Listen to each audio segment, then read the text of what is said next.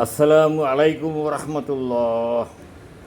মাহফুজি TV থেকে আমি মুফতি মাহফুজি বর্তমান ইসরায়েল এবং ইরানের যুদ্ধ পরিস্থিতি নিয়ে কিছু আলোচনা করতে চাই। এই আলোচনাটি পাবলিক মিডিয়া 25 থেকেও দেখা যাবে ইনশাল্লাহ। আমরা জানি যে বেশ কয়েকদিন পূর্বে হঠাৎ করে ইরানের উপর ইসরায়েল অতর্কিত আক্রমণ চালায়। কারো বুঝতে সমস্যা হয়নি যে এটা মূলত যুক্তরাষ্ট্রের প্রেসিডেন্ট ট্রাম্পেরই ইশারা ইঙ্গিত, প্রত্যক্ষ বা অপ্রত্যক্ষ মদত। তা প্রমাণের আর বেশি অপেক্ষা রাখেনি যখন নাকি ট্রাম্প আমেরিকার সর্বশক্তি নিয়োগ করেছিল ইরানের পারমাণবিক চুল্লিগুলোকে বিনষ্ট করে দেওয়ার জন্য, কিন্তু তারা তা পারেনি। কারণ ইউরেনিয়াম সমৃদ্ধ যা কিছু পারমাণবিক সরঞ্জাম ছিল, ইরান তা পূর্বেই সেখান থেকে সরিয়ে নিয়েছে। যদি তাই না হতো তাহলে তার তেজস্ক্রিয়া ছড়িয়ে পড়ত মধ্যপ্রাচ্যের সর্বত্র। যেহেতু কোনো তেজস্ক্রিয়া ছড়িয়ে পড়েনি, সেহেতু আমরা বিশ্বাস করতে পারি যে ইরানের কথাই সঠিক।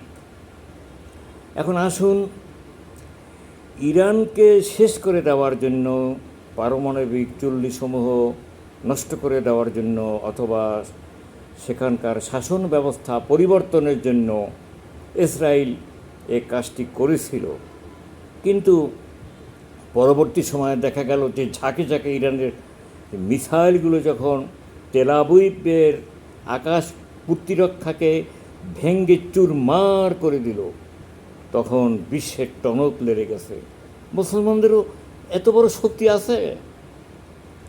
শেষ পর্যন্ত ইসরায়েল যুদ্ধবিরতি ঘোষণা দিল। আমেরিকাও বলল যুদ্ধবিরতির কথা, ফ্রান্সও নাকি মধ্যস্থতা করেছে এ ব্যাপারে। কিন্তু ইরান তো থামেনি। কেন থামেনি? থামেনি এজন্য যে যুদ্ধের স্বাদ, ইসরায়েলের যুদ্ধের স্বাদ ইরান দেখতে চায়, আরও দেখতে চায়। এখনও তোমরা কেন গাজা থেকে ওখান থেকে হাত গুটাও না? এখনও মুসলমানদেরকে মারতেছ, গাজায় মুসলমানদেরকে মারতেছ।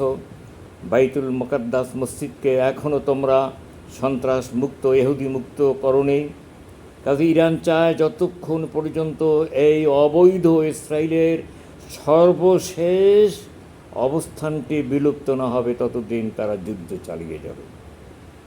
ইরান আসলে বুঝতে পেরেছে যে মুসলমানরা নামে মুসলমান, কাজের সময় কেউ তার সাথে নাই, শুধু ইরান একাই লড়েছে বলতে গেলে। একটু সমর্থনও দিতে ভয় করেছে মুসলমান সেই নামধারী মুসলমান রাষ্ট্রসমূহ। আমেরিকার ভয়ে ওই গুরু আবার কি না কি করবে, সেই ভয়ে তারা কথাটা শব্দটি পর্যন্ত করবে। এই কি ইমান? কিন্তু ইরান কিন্তু থামেনি, যুদ্ধবিরত হয়ে গেছে, তারপরে সে যুদ্ধ চালিয়ে যাচ্ছে। যুদ্ধের স্বাদ এবার মিটিয়ে দেবে। আমরা আল্লাহর কাছে দোয়া করি, আল্লাহ যেন এই অবৈধ ইসরায়েলকে নিশ্চিহ্ন করে দেয়। তারা যে মুসলমানদেরকে হটিয়ে অবৈধ বসতি নির্মাণ করেছে, গাজায় অগণিত মুসলমানদেরকে মারতেছে, বাইতুল মুকাদ্দাসকে অবৈধভাবে দখল করে নিয়েছে, মুসলমানদেরকে নামাজ পড়তে দেওয়া হয় না, এমনকি নামাজের সময় তাদেরকে গুলি করা হয়। হায় রে মুসলমান, তোমাদের কি ইমান এত দুর্বল? তোমাদের চোখে কি একটু কান্না আসে না? আমার ভাইকে মারতেছে, আর তোমরা নীরব নিস্তব্ধ। কতকাল আর কতকাল? এবার জাগো মুসলমান, তোমরা জেগে ওঠো, ইসরায়েলের বিরুদ্ধে একত্রে অভিযান চালাও। দেখবা ইসরায়েলের অবৈধ স্থাপনাগুলো সব নিঃশেষ হয়ে যাবে। আল্লাহ আমাদেরকে তৌফিক দান করুন, আমিন। ওয়া আখির দাওয়ানা আলহামদুলিল্লাহি রাব্বিল আলামিন। আপনাদেরকে অনুরোধ করব, আমার এই চ্যানেলটি বেশি বেশি করে শেয়ার করে দেবেন এবং সাবস্ক্রাইব করবেন এবং সবাইকে দেখার সুযোগ করে দেবেন। আল্লাহ হাফিজ।